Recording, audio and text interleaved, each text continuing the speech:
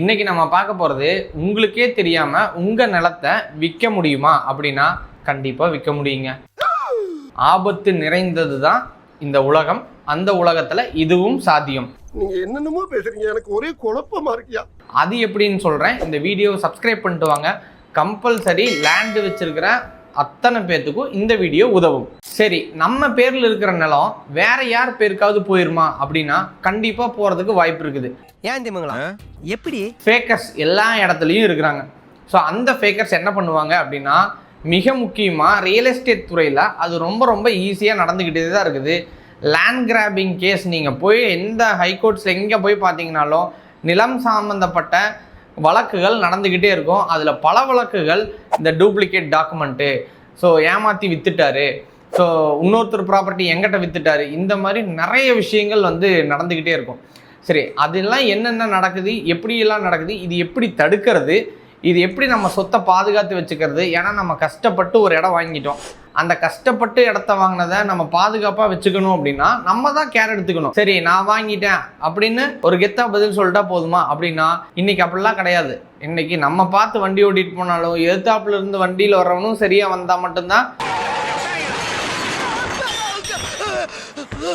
நம்ம சரியா போக வேண்டிய இடத்துக்கு சேர முடியுங்கிற நிலையில இன்னைக்கு நம்ம இருக்கிறதுனால கம்பல்சரி ஒரு சொத்து அப்படிங்கிறது ஒரு வாழ்நாள்ல நம்ம தலைமுறை தாண்டி இன்னொரு தலைமுறை கொடுத்துட்டு போறதுனால அதை கண்டிப்பா பக்குவமா வச்சுக்கிறது நம்மளோட கடமை. சரி, முதல்ல பாக்குறது நமக்கே தெரியாம எப்படி இந்த சொத்தை விற்கிறாங்க.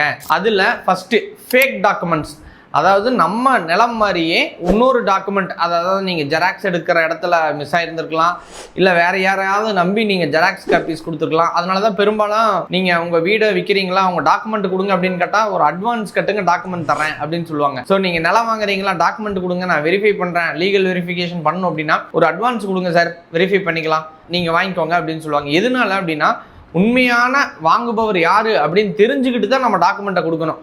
நம்ம டாக்குமெண்ட் யார் வந்தாலும் கொடுப்பேன் அப்படின்னு சொல்லி கொடுத்துட்டோம் அப்படின்னா கண்டிப்பாக அவங்க வாங்கிட்டு போயிட்டு எல்லாரும் நல்லவங்கன்னு சொல்லிட முடியாது இந்த உலகத்தில். அப்போ வாங்கிட்டு போயிட்டு அவங்க ஒரு டாக்குமெண்ட்டை டூப்ளிகேட் போட்டு அது விற்கிறதுக்கும் வாய்ப்பு இருக்குது. அப்புறம் ஃபேக் சைன்டு திங்.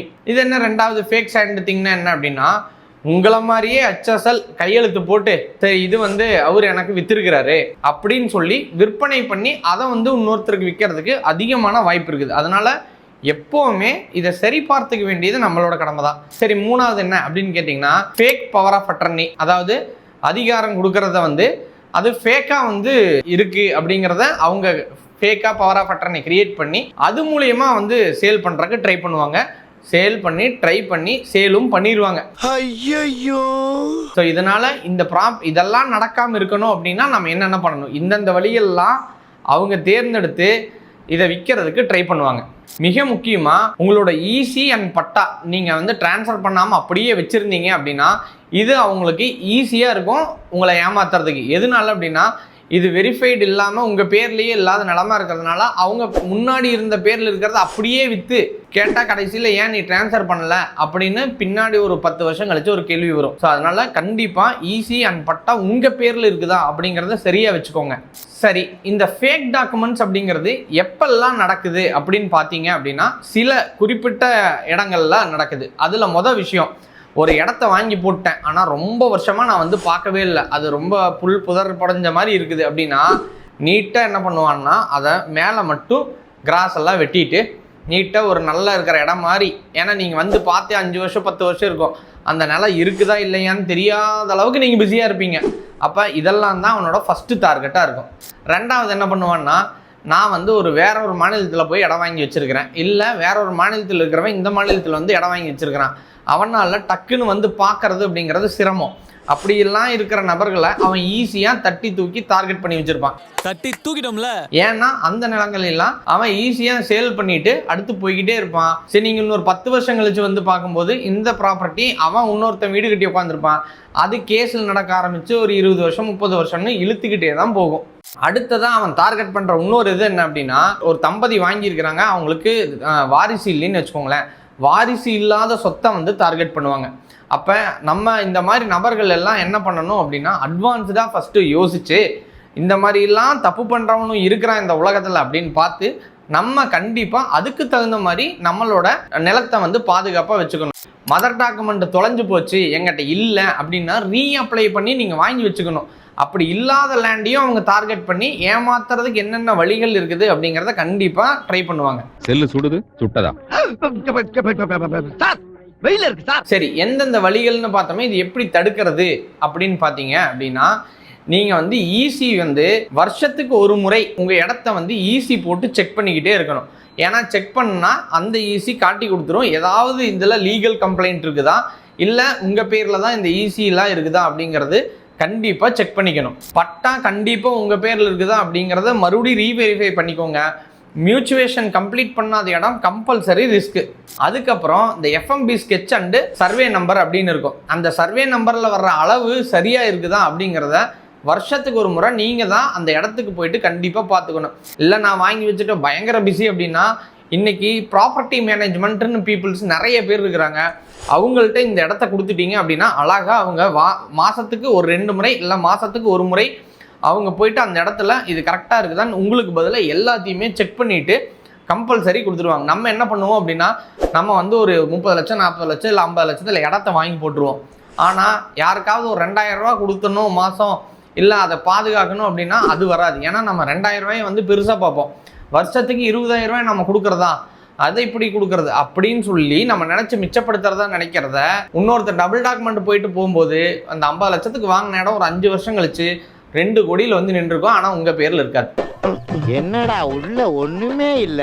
அப்ப ஏமாற்றம் யாருக்கு அப்படின்னா, ஒரு 20,000 கொடுத்திருந்தா அந்த டாக்குமெண்ட் வெரிஃபை பண்ணி அவங்க வச்சிருந்திருப்பாங்களா? அப்ப நம்ம எந்தெந்த இடத்துல கோட்டை விடுறோம் அப்படிங்கறத நீங்க தாராளமா தெரிஞ்சு வச்சுக்கணும்.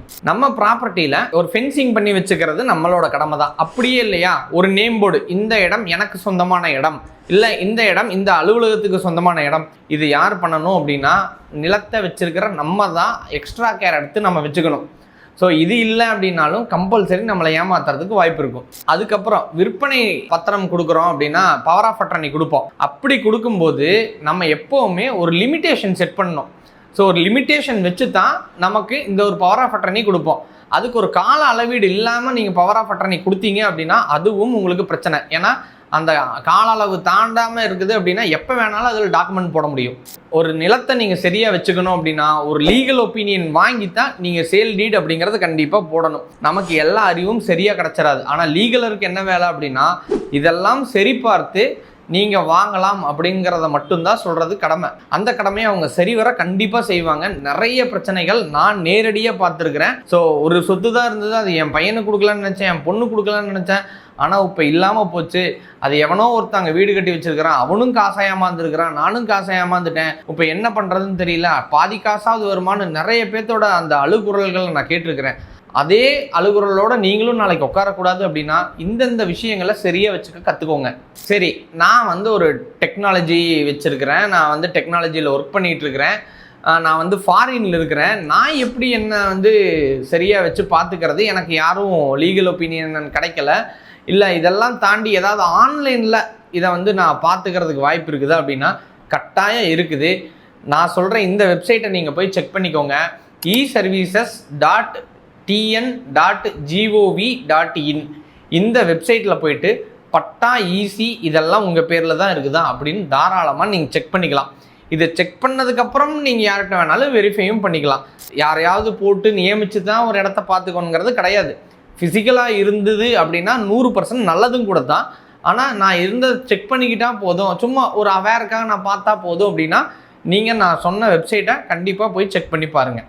அப்புறம் அடங்கல் ரெக்கார்ட்ஸ்லையும் சிட்டாலையும் நீங்கள் அப்பப்போ வெரிஃபை பண்ணுறது அப்படிங்கிறது மிக மிக நல்லது. அதுக்கப்புறம் ரெவன்யூ டிபார்ட்மெண்ட் அப்படிங்கிற இடத்துலையும் நீங்கள் தாசில்தார் ஆஃபீஸ்லேயும் நீங்கள் போய் பீரியாடிக்கலி இது வந்து என் பேரில் தான் இருக்குதா இன்னும் அப்படிங்கிறத நீங்கள் செக் பண்ணிக்கணும். ஏன்னா சொத்து அப்படிங்கிறது அடுத்த தலைமுறை கொடுத்துட்டு போக மிகப்பெரிய அசட்டு. இன்றைக்கி வந்து ஒரு 20 வருஷம் 30 வருஷத்துக்கு முன்னாடி லேண்டு பெரிய வேல்யூ இருந்துச்சா அப்படின்னு கேட்டிங்கன்னா இருந்திருக்கலாம், அப்படிங்கிறது இல்லைன்னு எடுத்துக்கலாம். ஏன்னா இன்றைக்கி புதுசாக மால்ஸாக இருக்கட்டும், ஹாஸ்பிட்டல்ஸாக இருக்கட்டும், இல்லை கவர்மெண்ட் ஸ்கீம்ஸாக இருக்கட்டும் இன்ட்ரடியூஸ் ஆகிட்டே இருக்குது. சென்ட்ரல் கவர்மெண்ட்டாக இருந்தாலும் சரி, ஸ்டேட் கவர்மெண்ட்டாக இருந்தாலும் சரி, நிறைய ஸ்கீம்ஸ் வந்துக்கிட்டே இருக்குது. சரி, அந்த ஸ்கீம்ஸ் எல்லாம் உங்கள் நிலத்து பக்கத்தில் வரும்போது லேண்டோட ரேட்டு டபுள் ட்ரிபிள் சில இடங்கள்ல 5 மடங்கு 10 மடங்கு இந்த மாதிரி எல்லாமே இருக்குது. ஸோ அப்போ அப்படியெல்லாம் மாறணும் அப்படிங்கிற இடத்த நம்ம எப்படி பாதுகாப்பாக வச்சுக்கணும் அப்படிங்கிறத நீங்கள் இந்த வீடியோ மூலிமா கண்டிப்பாக தெரிஞ்சுக்கோங்க. கன்க்ளூஷன் என்ன அப்படின்னா, ஒவ்வொரு இடத்தையும் ஒரு பொன் போல பாதுகாக்க வேண்டியது நம்மளோட இடம் வச்சிருக்கிற நம்மளோட கடமை தான். இதை நம்ம சரிவர செஞ்சோம் அப்படின்னா கட்டாயம் இந்த நிலம் வேற யாருக்கிட்டையும் போகாமல் நம்மள்கிட்டயே பாதுகாப்பாக இருக்கும். நான் திரும்ப திரும்ப ஒரு விஷயத்தை உங்களுக்கு ஞாபகப்படுத்திக்கிட்டே இருக்கிறேன். ஒரு நிலம் வாங்கணும் அப்படின்னாலும் சரி, அதை பாதுகாக்கணும் அப்படின்னாலும் சரி, காசு மட்டும் போதாதுங்க. அதை பாதுகாக்கிறதுக்கும் வாங்கிறதுக்கும் அறிவும் தேவை. அந்த அறிவான விஷயங்கள் நிறைய லேண்டில்ஸ் சேனல் வாயிலாக சொல்லிக்கிட்டே இருக்கிறோம். நீங்கள் இது மாதிரி அறிவார்ந்த இன்ஃபர்மேஷனை கேட்டுட்டு சரி ஒரு 4 பேர்த்துக்கு சொல்லிட்டு போவோமே அப்படின்னு நீங்கள் நினச்சா கண்டிப்பாக இந்த வீடியோவையும் ஃபார்வர்ட் பண்ணுங்கள். அதுக்கு முன்னாடி உங்களோட ஆதரவு எங்களுக்கு ரொம்ப தேவைப்படுறதுங்கிறதுனால சப்ஸ்கிரைப் பண்ணுங்கள். இல்லை எனக்கு இதை பற்றி இன்னும் அடிஷ்னலாக தெரிஞ்சுக்கணும்னா கமெண்ட் பண்ணுங்கள். அடுத்த வீடியோவில் உங்களுக்கு எல்லாத்தையுமே சொல்கிறேன்.